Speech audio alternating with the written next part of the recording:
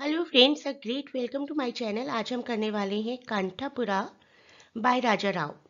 काफ़ी popular Indian English novel है और इंडिया में जब इंग्लिश राइटिंग की शुरुआत हुई थी उस दौर का ये इनिशियल नॉवेल है।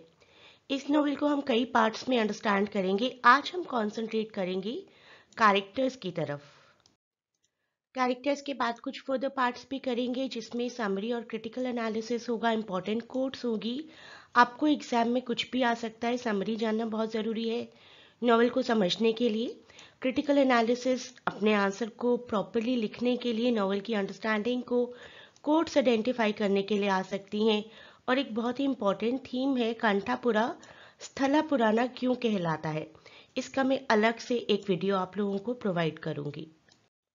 आज के वीडियो में हम लोग डिटेल्ड कैरेक्टर एनालिसिस करेंगे। And you know about all these playlists जिसमें कि पोइट्री और प्रोज में सभी वीडियोस ऐड किए जा चुके हैं। And now it is the turn off fiction and drama. Fiction and drama में ऑलरेडी कुछ वीडियोस अवेलेबल हैं, आप उनको देख सकते हैं। और आज से कांठापुरा की डिटेल्ड शुरुआत की गई है। थोड़ा सा इंट्रोडक्शन ज़रूर समझेंगे नॉवेल का। इंडिया में जो भी फ्रीडम स्ट्रगल थी उसको थोड़ा बहुत तो आप जानते ही हैं। सिविल डिसोबीडियंस मूवमेंट काफ़ी पीक पर थी अपने 1919 से लेकर 1930s तक। Was at its height during the early stages of India's freedom war as depicted in the novel. तो नॉवल में उसी फ्रीडम स्ट्रगल को एक्सप्लेन किया गया, लेकिन एक मिनिएचर लेवल पर। पूरे इंडिया में जो स्ट्रगल चल रही थी उसी स्ट्रगल को दिखाया गया एक विलेज कंठापुरा में। और गांधी जी के सारे प्रिंसिपल्स किस तरीके से कंठापुरा में फॉलो किए जा रहे हैं, वही नॉन वायलेंट मोमेंट्स, वही नॉन कोऑपरेटिंग मोमेंट्स किस तरीके से इम्पैक्ट कर रही हैं पूरे इंडिया को, और साथ ही साथ हर छोटे से छोटे पॉलिटिकल लैंडस्केप को। राजा राव जी का फर्स्ट नॉवेल है और बेस्ट नॉवेल भी माना जाता है, story of the South Indian village name Kanthapura, narrated in the form of sthala purana. Sthala पुराना क्या होता है वो मैं आपको आज तो थोड़ा सा बता ही दूंगी। इसके साथ ही साथ स्थला पुराना अपने आप में एक इतना इम्पॉर्टेंट टॉपिक है कि you really need to cover a separate video for it. There are chances कि स्थला पुराना से रिलेटेड एक पूरा अलग से क्वेश्चन आ जाए आपको, तो इस टॉपिक को समझना बहुत ज़रूरी है। राजा राव जी का लाइफ स्पैन देख लीजिए, 1908 टू 2006। विलेज की एक ओल्डर लेडी है अचक्का, जो कि एक स्ट्रेंजर को कांठापुरा की स्टोरी सुना रही है इन the form of sthala purana. Sthala पुराना को अभी शॉर्ट में समझिए। स्थला पुराना का मतलब होता है किसी प्लेस के बारे में ये बताना कि ये पॉपुलर क्यों था। जैसे कि हम अयोध्या के बारे में बताएंगे कि यहाँ भगवान राम का जन्म हुआ था और भगवान राम की लाइफ की पूरी स्टोरी। उसी तरीके से स्थला पुराना में यहाँ पर कंठापुरा की स्टोरी बताई गई। हमारा प्रोटेगनिस्ट मूर्ति, हमारे प्रोटेगनिस्ट बहुत पॉपुलर थे। यहाँ पर मूर्ति जी को लिटिल गांधी बोला जाता था, तो उस वजह से कंठापुरा को एक स्थला पुराना की तरह सुनाया गया किसी स्ट्रेंजर को। और हमें वही स्थला पुराना की, कंठापुरा की स्टोरी, फ्रीडम स्ट्रगल की पूरी स्टोरी सुनने को मिलती है विलेज की एक लेडी अचक्का से। तो एक विलेज जहाँ पर कि मॉडर्न ह्यूमैनिटीज़ नहीं पहुँची है, कास्ट सिस्टम बहुत ज़्यादा है, शूद्रास, पेरियाज, ये सो कॉल्ड लोअर क्लासेस हैं जो कि मार्जिनलाइज्ड हैं। डोमिनेंट कास्ट हैं ब्राह्मण्स की, जिनके पास विलेज की सारी प्रिविलेजेस हैं। तो इसी बारे में, इस विलेज के बारे में, इस विलेज को किस तरीके से गांधी जी के थॉट्स ने इम्पैक्ट किया, क्यों ये विलेज पॉपुलर है, वही कहलाएगा स्थला पुराना। एक एक करके सभी कैरेक्टर से हम लोग जब मिलेंगे तो नॉवेल को अच्छे से समझेंगे। नेक्स्ट पार्ट में हमें नॉवेल की समरी समझनी है, लेकिन यहाँ पर आप कैरेक्टर्स को समझिए। ये है हमारे मूर्ति जी, पूरा नाम मूर्थप्पा। बहुत ही एजुकेटेड यंग मैन है कांठापुरा के। ही is the one who organises the work of the Congress in the village and hence he is the central figure of the novel. उन्हीं की वजह से हम स्थला पुराना कह सकते हैं इस नॉवेल को। He has nothing although heroic about him, कि जैसे हीरोइक दिखाया जाता है ना कि शिवेलरिक हैं, वॉरियर हैं, ऐसे हीरो नहीं है वो। He is the hero in the form of Gandhi. एक ऑर्डिनरी यंग मैन है, कॉमन ह्यूमन वीकनेसेस भी हैं उनके अंदर। He is one of the thousands of the young man who were inspired by Mahatma Gandhi. Mahatma Gandhi के कहने पर बहुत से लोगों ने अपनी foreign education, foreign jobs, foreign कपड़ों का, फॉरेन गैजेट्स का त्याग कर दिया था और यही वजह थी जिसने कि गवर्नमेंट के रात को, गवर्नमेंट के, ब्रिटिश गवर्नमेंट के गुस्से को बढ़ाया और मूर्थी जैसे लोगों ने अपना नाम लिखवाया फाइटर्स की कैटेगरी में, fighters who are fighting for the cause of their motherland. तो Murthy, little Gandhi. There is one more character, female character, Ratna. Ratna एक young widow है. She became a widow when she was hardly 15 years of age. उस time पर जल्दी शादी हो जाया करती थी. काफ़ी अट्रैक्टिव है, चार्मिंग है और मॉडर्न व्यू पॉइंट्स हैं इनके, और मूर्ति का और इनका एक बहुत अच्छा बॉन्ड है. We can not call it to be affair, but we do get the hint of the affair. However, their love and liking for each other has not been properly developed.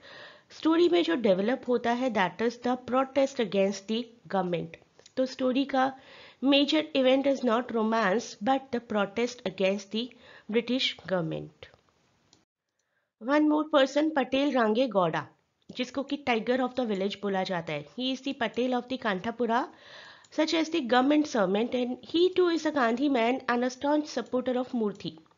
तो ज़रूरी नहीं है कि जो लोग British government के लिए काम करते थे वो इंडिया को पसंद नहीं करते थे या गांधी को पसंद नहीं करते थे. बहुत से लोग थे जो कि काम ब्रिटिशर्स के लिए करते थे लेकिन अपने मदरलैंड के लिए भी उतने ही फेथफुल थे.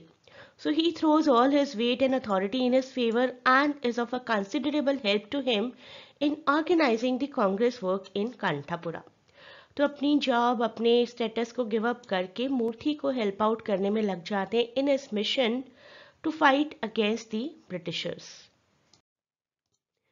एक ब्राह्मण जी दिखाए गए, भट्टा द ब्राह्मण, जो कि बिल्कुल ऑपोजिट है मूर्ति के, और मूर्ति के एक अपोजर है वी कैन से.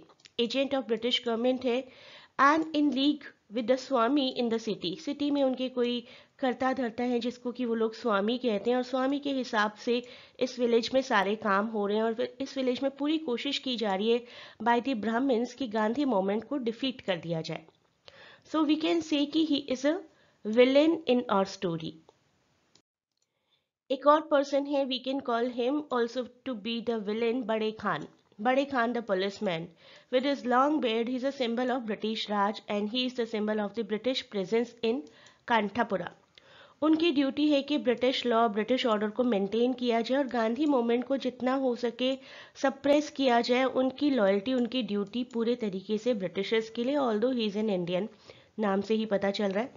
The Gandhians may consider him a villain but judged impartially, क्योंकि वो जो काम कर रहे हैं, वी कैन से कि जिस गवर्नमेंट के लिए काम कर रहे हैं उसके लिए लॉयल है, अपने काम के लिए, अपनी ड्यूटी के लिए लॉयल हैं. He may be disloyal to India and Indian people but loyal to his employers, we can say.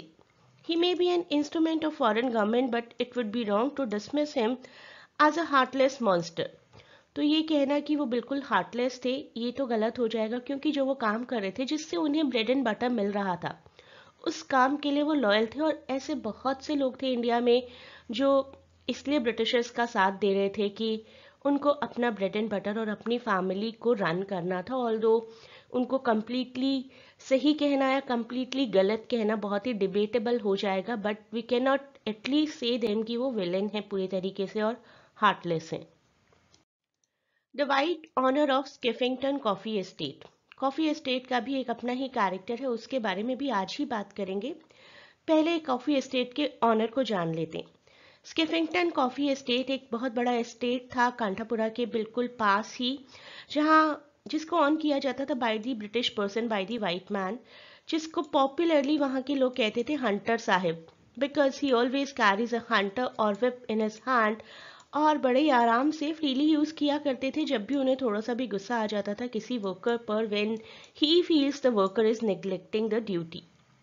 तो बिल्कुल एक अच्छा सा सिंबॉलिज्म है वो इंपीरियलिज्म का, उन रूलर्स का जिन्होंने इंडिया को क्रूली रूल किया, इंडिया को एक्सप्लॉइट किया. अब हम बात करेंगे अपने सेवेंथ कैरेक्टर रंगम्मा के बारे में. जैसे मैंने आपको बताया फीमेल्स एजुकेशन बहुत ज़्यादा प्रिवेल नहीं करती थी. She is one of the few educated women in the village.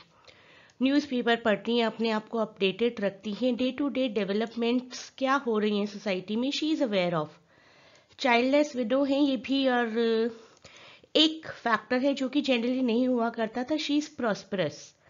बड़ा सा घर है उनके पास और it is much larger than that of one more female of the village, Venkamma, जो कि उनसे काफ़ी जेलस रहा करती थी। रंगम्मा के काफ़ी रिलेटिव्स हैं सिटी में और बहुत फ्रीक्वेंटली उन्हें विजिट करते हैं and Rangamma is a great help to Murthy. Murthy के पूरे मिशन में रंगम्मा उनके साथ है, कांग्रेस वर्क में उनके साथ हैं। एक ऐसी लेडी जो कि उस टाइम पर बहुत एनलाइटेंड थी और फ्रीडम स्ट्रगल में पूरे तरीके से इन्वॉल्व थी। देन कम्स और नैरेटर। हमारी नैरेटर ऐसा लगता है कि इसी विलेज में बहुत सालों से रहती आई हैं, kind of a grandmother to a village. जैसे ग्रैंड मदर कहानियां सुनाया करती हैं ना, उसी तरीके का एक कैरेक्टर है। The narrator in the novel Achakka is just such a grandmother narrating the story for the benefit of a newcomer years later. बहुत सालों बाद शायद कांठापुरा में कोई आया है। अचक्का कांठापुरा का एक खुद का सिंबोलिज्म है, कांठापुरा का रिप्रेजेंटेशन है, जो कि कांठापुरा को बाय हार्ट जानती हैं बिल्कुल अच्छे से। She reveals little about herself, but she is an elder and Brahmin who is very familiar with everyone in her village. Village के बारे में सब कुछ, विलेज के लोगों के बारे में सब कुछ, विलेज की हिस्ट्री के बारे में सब कुछ जानती हैं और एक न्यू कमर को वो स्टोरी बताती हैं। वही स्टोरी हमें जानने को मिलती है and that is the reason we call the story to be a sthala purana. अब हम बात करेंगे एक प्लेस की। कांठापुरा तो एक प्लेस है ही, कांठापुरा के पास एक कॉफी एस्टेट है जो कि एक कैरेक्टर की तरह ही वर्क करते हैं। अगर ये कॉफी एस्टेट नहीं होता तो कांठापुरा को हम इंडिया का मिनी वर्जन नहीं कहते। स्किफिंगटन कॉफी एस्टेट बहुत वास्ट कॉफी प्लांटेशन है। It is not in Kanthapura but situated on the hills around Kanthapura. Just as Kanthapura is the representative of the scores of British-owned estate in India, whether they are coffee plantations, tea plantations or some other plantation, तो Britishers क्या करवाते थे Indian से? अपने plantations पर, अपने offices में, अपने एडमिनिस्ट्रेशंस में काम करवाया करते थे।